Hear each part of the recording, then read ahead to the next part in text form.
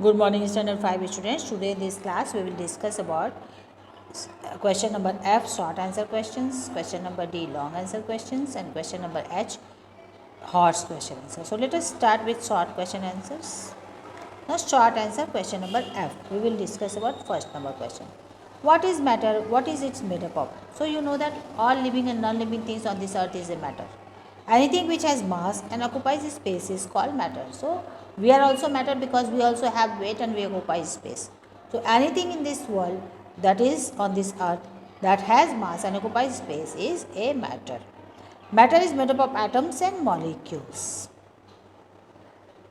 What is matter? You can see in this picture also it is given solid, liquid and gas. There are three states of matter. Anything that has mass and occupies space is called matter, that we will discuss. Now second number question. Why are atoms known as the building blocks of matter? Atoms are the smallest unit of matter, so they are known as the building blocks of matter. That means the fundamental unit of matter is atom. It cannot be broken down into another substance by any physical or chemical means. That's why it is the smallest unit and fundamental unit. That's why it is known as the building blocks of matter. Now why is water known as universal solvent? You know that water can dissolve many substances more than any other liquid. So water is known as universal solvent because most of the substances readily dissolve in water. So more substances than any other liquid it can dissolve, that's why it is known as universal solvent.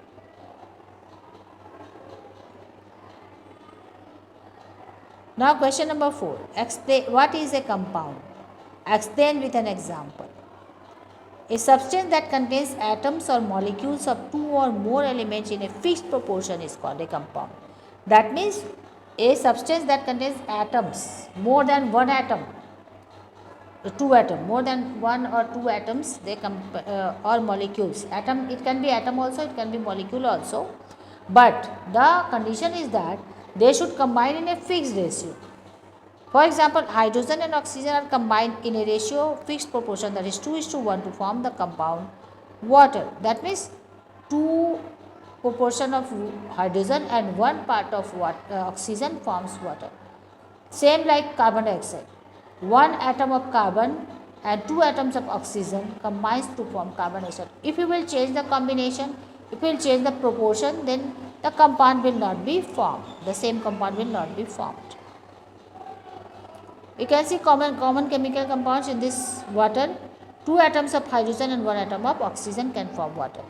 Nitrogen, ammonia, 1 atom of nitrogen and 3 atoms of oxygen can form ammonia. Carbon dioxide, 1 atom of carbon and 2 atoms of oxygen can form carbon dioxide. Hydrogen peroxide, 2 atoms of hydrogen and 2 atoms of oxygen can form hydrogen peroxide. If you will change the proportion in any of the compound, it will not form. Now last question of short question is define elements. Elements are substances made up of atoms of one kind. For example, gold and copper. That means in an element, if we will take, then we will see that all the atoms are of same kind. Like when we will take gold, all the atoms will be of gold only.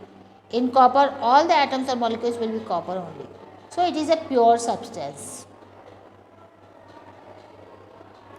You can see many different atoms, elements: hydrogen, helium, lithium, beryllium, boron, carbon. All these are elements because they have all same kind of atoms in them.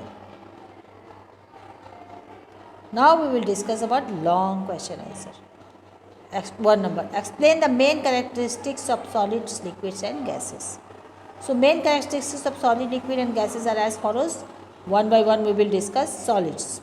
Solids have a definite shape and volume. Molecules are very tightly packed in solids. Intermolecular force of attraction is very strong. So in solids, you cannot change easily the shape and the volume of the solid. Molecules are very tightly packed, easily it cannot be broken. Intermolecular force of attraction is very strong, that's why also it cannot move freely. The molecules cannot move freely in solid. That's why it is definite shape and it has definite volume. You can see the examples: solids, liquids and gases. Now liquids. About the liquids. Liquids have a definite volume but no definite shape. Now they have definite volume. Because if 1 liter of milk it will not change into 2 liter of milk. In any container it will keep then also. But it will take the shape of the container. If it will take in a glass, it will take the shape of the glass. If it will take in a cup, it will take the shape of the cup. So like that they change the shape. They don't have any definite shape. Molecules are loosely packed in liquids. That's why they can change the shape. Intermolecular force of attraction is weak. That's why molecules can move from each other. Now gases. Gases neither have a definite shape nor a definite volume. That means they change their volume also, they change their shape also according to the container. They take all the space available to them and they take the shape of the container in which they are kept. Molecules are very loosely packed, they move freely from each other. That's why their intermolecular force of attraction is the weakest. That's why molecules move further away from each other easily. That's why they change their shape, they take the shape of the container, and that's why they take all the available space given to them. So gases don't have any fixed volume and any fixed shape. You can see the molecular arrangement, how much space is between the molecules and gases you can see. You can see so much distance in between the molecules. In liquids a little bit have space. They have little bit space more than solids. Solids have least space. You can see the least space in solids. Liquids have more space than the solids. Okay. This picture is very clear about the molecular arrangement of gas, liquid and solid. Now next, question number 2 of long question answer. Give 2 examples of solids, liquids and gases that are soluble in water. That means they dissolve in water and they cannot be seen when they are mixed in the water. So examples of solid, liquids and gases that are soluble in water are as follows. Solid sugar, common salt and washing powder. They dissolve in the water, they cannot be seen and they completely disappear. Liquids, glycerin, alcohol and milk, they also completely disappear when we mix in the water. That's why they are also soluble. Gases, oxygen, carbon dioxide and ammonia. They are completely dissolving in the water and it is very important that oxygen and carbon dioxide are dissolving in the water because all the aquatic plants make their food with the dissolved carbon dioxide present in the water and all the plants and animals take oxygen for breathing in water. Dissolved oxygen and dissolved carbon dioxide is very important for the living things that live in the water. That means aquatic plants and animals.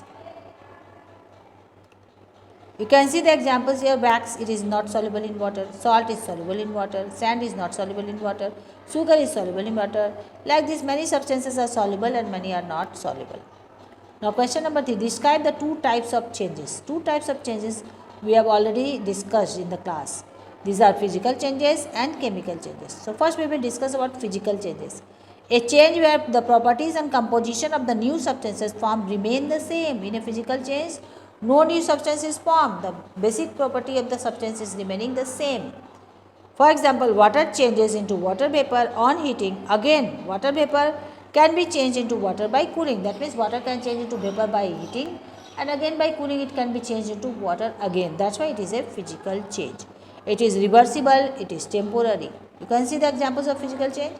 Breaking glass, mixing candies, shredding paper, folding paper, melting ice, chopping wood, cutting hair, dry ice, sublimation, boiling water, breaking egg. These all do not change the property of the substance. That's why these all are given in this picture are physical change. Now we will discuss about the chemical change.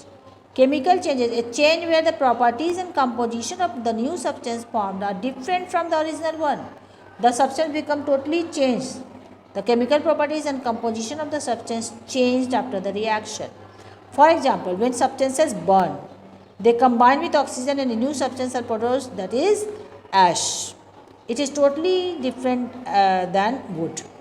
When an incense stick burns, carbon dioxide, water vapor and ash are produced. So by burning anything we get carbon dioxide, water and ash. Water vapor and ash, so that these are completely different substances. That's why they are chemical changes. You can see different chemical changes are here. Rusting of iron, burning of wood, cooking of an egg, baking a cake, electroplating, banana rotting, vinegar plus baking soda, fireworks. This all changes the property of the original substance. That's why these all are chemical change. Now horse, question number 1 is only one question there. Horse is, why is boiling water a physical change even though there is a change in state of matter? So let us discuss. Boiling of water is a physical change as on boiling water changes into water vapor, and when we cool the water vapor it changes back into water. Such type of temporary changes are known as physical changes, and the reversible change also. Now we can get back the original substance, that is reversible. Water will change into water vapor, again water vapor will change into water by cooling. So boiling of water is a physical change because we get back the original water again by cooling. So this is the last question, horse question. Boiling water, you can see in this picture also one given. This picture of boiling water is an example of a physical change because 1. Any change in state is a physical change, first number point. Second number 2, the change can be reversed, and by taking heat out of water vapor from boiling water and make it water again. That means by cooling we can get back water. That's why it is a physical change. So thank you students. This is all about your exercises. We will meet in the next class again.